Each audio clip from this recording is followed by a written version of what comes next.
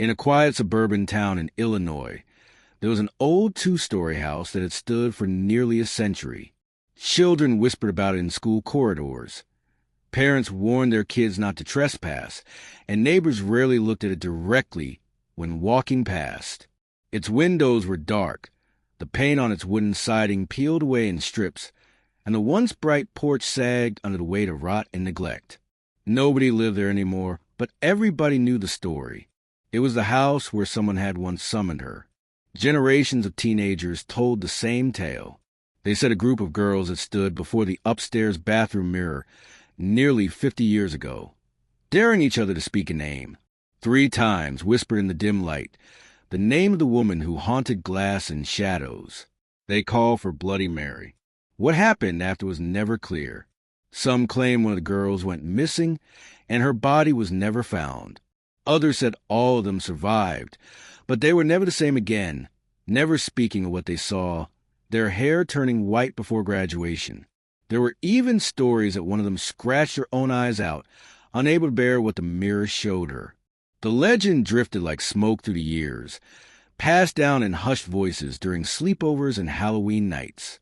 Children would gather in bathrooms, switch off the lights, and dare one another to summon the spirit. Most walked away laughing, their hearts racing but their bodies safe. A few swore they saw something. Shapes in the glass, a face behind her own or long, pale fingers pressing against the other side of the mirror. The story survived because no one ever truly disproved it. It clung to the edges of American folklore, surviving suburban basements, darkened school bathrooms, and half-forgotten slumber parties. And in that abandoned Illinois house, the ritual had left behind a lingering stain. The upstairs mirror was still there, rimmed with rust and blackened spots of decay. No one in town went inside anymore, except for those who wanted to test the legend. Teenagers dared each other to climb the stairs and whisper her name. Some came back laughing, others pale and shaken, but always alive. Or at least, that was the belief. People said the house was a shell, empty, crumbling, harmless. But not everyone who went inside had come back to tell the story. The truth about Bloody Mary had always been more complicated than a schoolyard tale. She was not a spirit that appeared on command, like a carnival trick. She was patient, waiting for the right voice, the right mind, the right moment when the veil between worlds thinned. Most who whispered her name received nothing more than silence. But every so often, once in a generation, she answered. And when she did, the mirror was no longer glass. It became a door. The house had been abandoned for so long that ivy had crawled up its sides and gripped the broken gutters like skeletal fingers. Boards had been nailed across the windows years earlier, but time had loosened them. Teenagers had pulled gaps wide enough to slip through, chasing cheap thrills and whispered dares. Among those who entered, most were loud and careless, carving initials into the rotting wood and laughing nervously as they climbed the stairs. Yet every so often, someone came who treated the silence differently. It was always the silence that gave the house its weight, the kind of silence that pressed into the skin and made each heartbeat sound louder than it should, a silence that seemed to belong not to emptiness, but to something listening. That night, the girl who entered the house was alone. The air outside had been cold, damp with the threat of November rain, and the streetlights flickered with an unhealthy yellow glow. She carried only a phone for light, its pale screen casting a ghostly reflection on the walls. She had heard the story her whole life, had laughed about it with friends, and yet now she stood inside the house, drawn by something more than curiosity.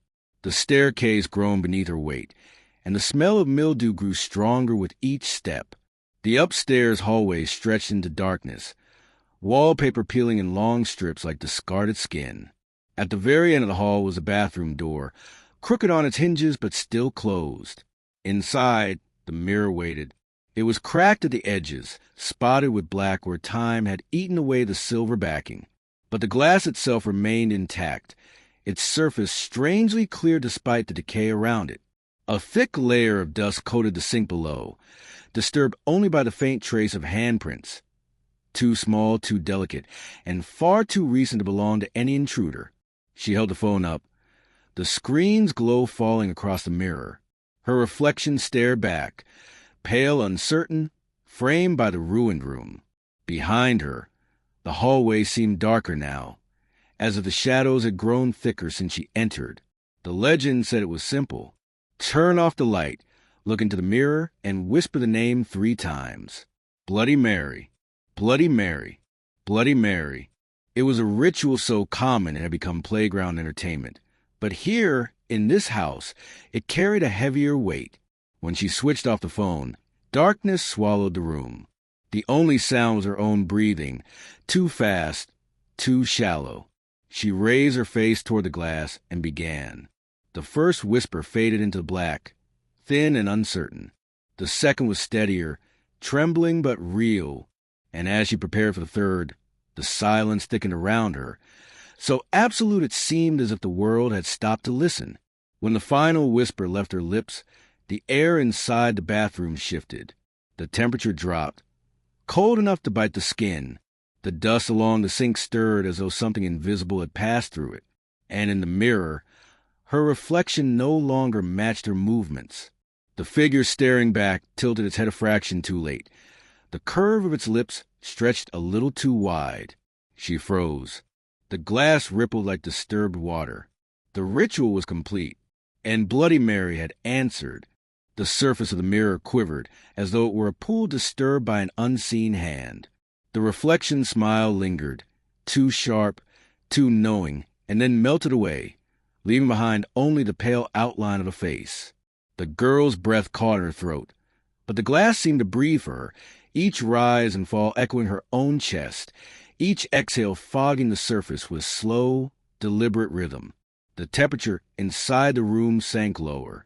Condensation spread across the mirror in uneven streaks, as if something were breathing from the other side. The girl's hand lifted involuntarily, her fingertips brushing the cold surface, and for the briefest moment she felt warmth pushing back. Not her own warmth, someone else's.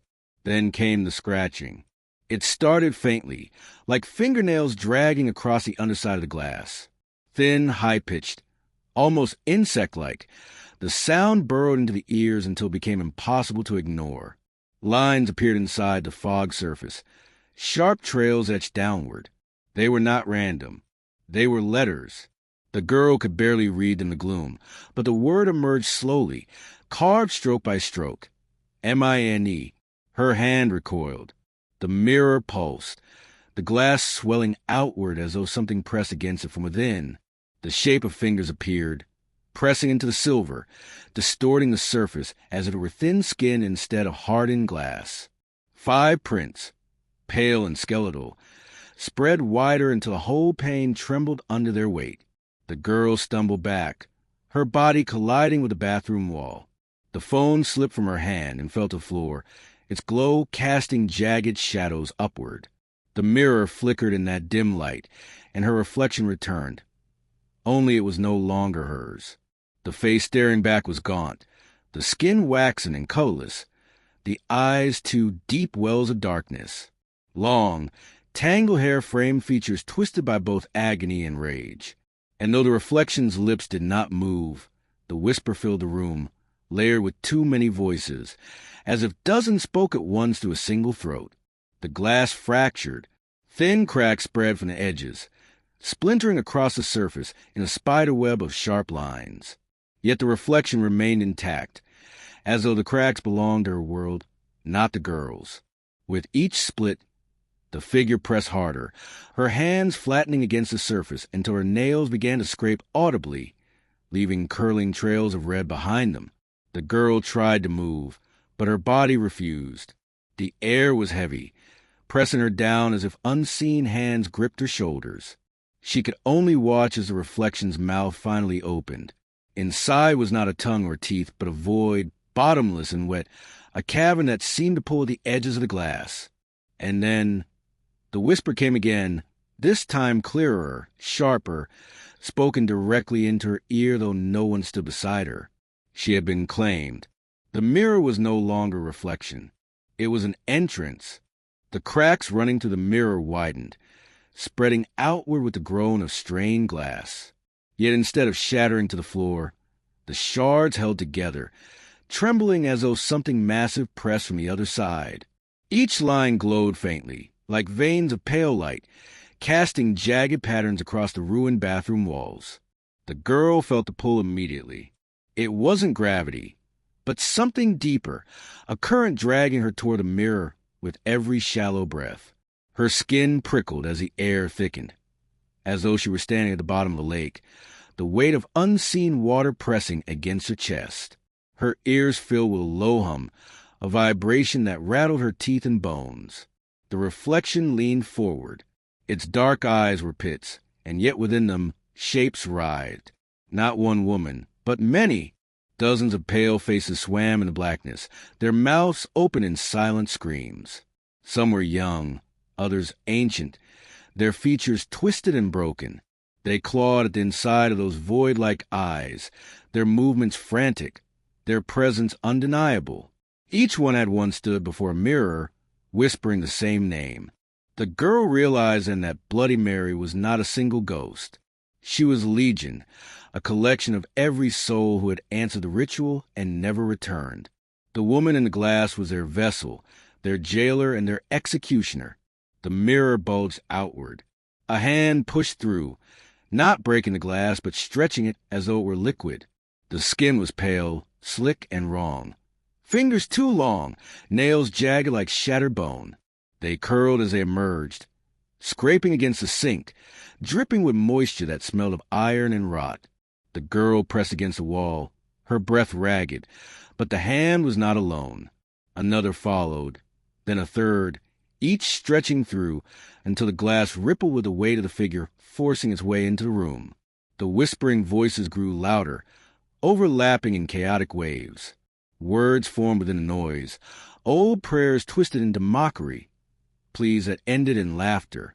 When Mary's had finally pressed against the barrier, the glass stretched in around her skull.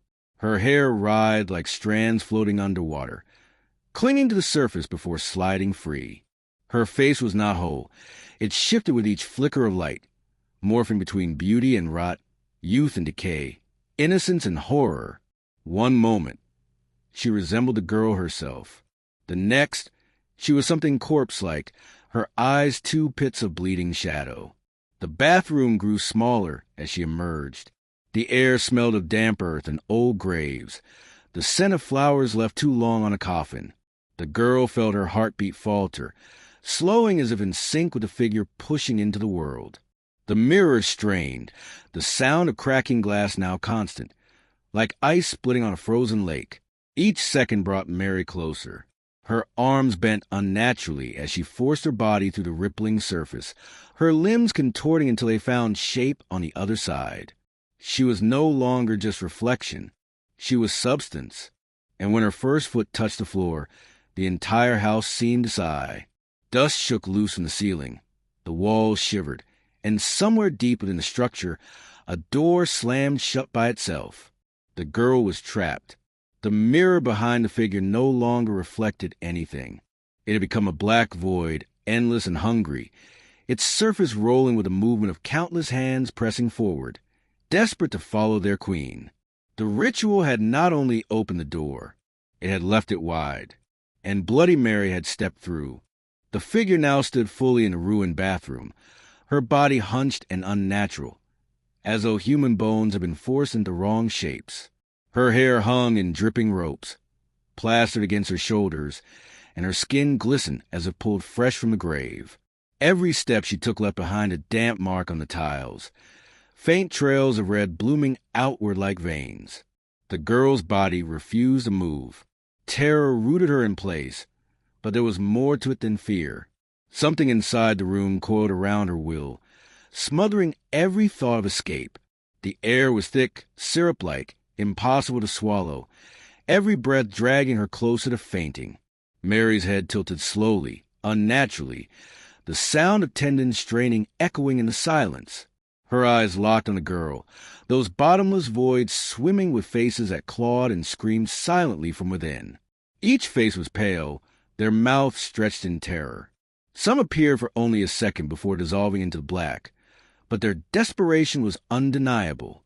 These were the remnants of others, victims who had once stood before their own mirrors, calling her name. The girl felt them pressing against her mind, hundreds of thoughts and voices battering her skull like waves on rock. They begged, they cursed, they pleaded, all of them trapped, all of them lost. For a fleeting instant, she saw herself among them, her own face pale and screaming, her reflection swallowed and erased. Mary's arm extended, her fingers stretching far longer than humanly possible. They reached across the narrow bathroom with ease, each nail razor-sharp, glistening with moisture. She placed her hand gently against the girl's cheek, almost tender, and the temperature dropped to the chill of a frozen grave. The girl's skin burned beneath the touch, but she could not cry out. The sound would not leave her throat. Instead, the bathroom echoed with whispers, each one identical to the voice she had used to summon the spirit. Her own voice repeated the ritual endlessly, words spilling from nowhere, layering until the entire room was drenched in her chant. The mirror behind Mary rippled violently, the black surface writhing with movement. Dozens of hands pressed outward, fingers bending at unnatural angles, their nails scraping against the glass with a chorus of shrieks. Faces emerged, pressing their mouths against the surface, their teeth gnashing as if they hungered for the living. Mary's grip tightened. Her nails pierced the girl's skin, small trails of blood beading along her face. The liquid did not fall. Instead, it floated upward, drawn into the air, curling like smoke before vanishing into Mary's mouth. Her lips parted slowly, and the blood dissolved into her void-like throat, feeding something unseen. The girl's heartbeat slowed. She felt herself unraveling, not just her body, but her very presence. Her reflection in the mirror flickered faintly, no longer solid, no longer hers. With each pulse of darkness, it grew dimmer, her shape fading while another form took its place. That was the true purpose of the ritual. It was not simply a dare, not simply a legend whispered at sleepovers. It was a contract. Every repetition of the name was an invitation, every whisper a surrender. And now the girl's reflection was being devoured, her essence dragged into the same prison that held the others. Mary leaned closer, her hair brushing against the girl's face, her breath foul with the scent of stagnant water and rot. The shadows in her eyes expanded, pulling the girl's gaze deeper until she felt herself falling. The bathroom dissolved around her, replaced by an endless sea of mirrors stretching in every direction. Within those mirrors, countless faces stared back, trapped souls pressed against the glass, screaming silently, clawing, begging for release. And then she saw her own. Pale, wide-eyed, her mouth opening in a soundless wail, she joined the legion of reflections. Her body remained in the bathroom, but her essence had been taken, locked in the glass forever. Back in the ruined house, the mirror sealed itself. The cracks smoothed, the surface stilled, and the room returned to silence. The only trace of what had happened was a faint smear of blood along the girl's cheek, already drying. Her body stood still for a long moment, then her head lifted slowly, unnaturally. When her eyes opened, they were no longer hers. They were void. The house fell silent again, just another empty ruin at the edge of town. The story would live on, pass from child to child, daring them to whisper the name. And one night, in some forgotten bathroom, another mirror would ripple, another girl would disappear, and the cycle would begin again. Bloody Mary did not need to be summoned often. She only needed patience. Because every generation, someone would always whisper her name, and she would always answer.